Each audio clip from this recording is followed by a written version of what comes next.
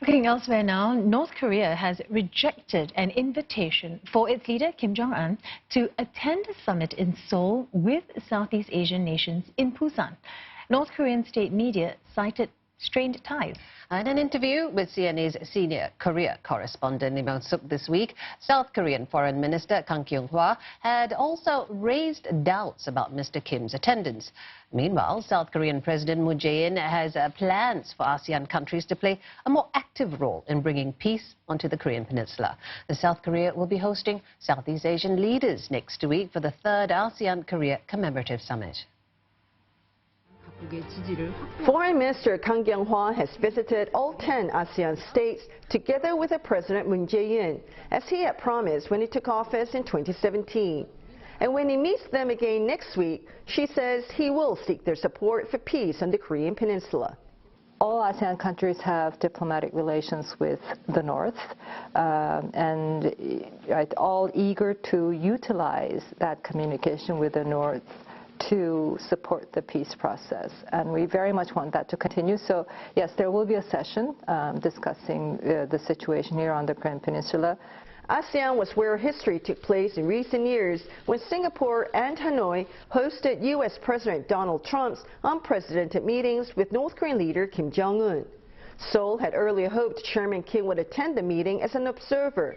But with inter-Korean ties hitting a snag in recent months following failed talks between Washington and Pyongyang, it's now been confirmed that the North Korean leader will not show up. If the atmosphere was right, if the conditions were right, it would have been wonderful, I think. But we know that the process has stalled a bit recently, both on the South and North Korean front.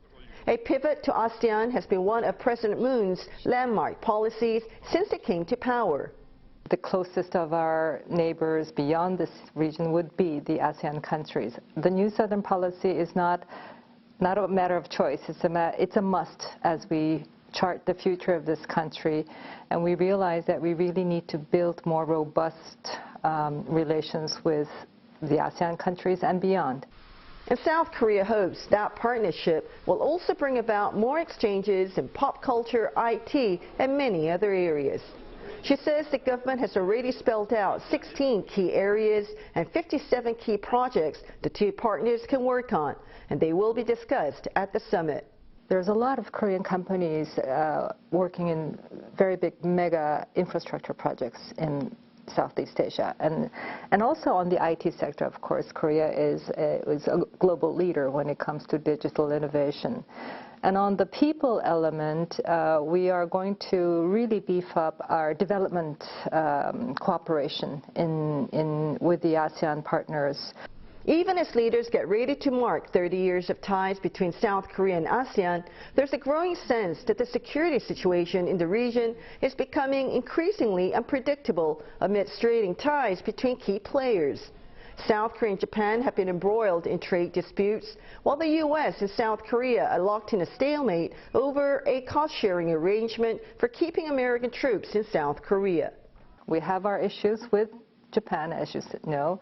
We have our challenges to work through with the United States. We have our issues with China and Russia. But I think all in the end must stay focused on bringing about a lasting peace on the Korean Peninsula, because it's in the interest of everybody.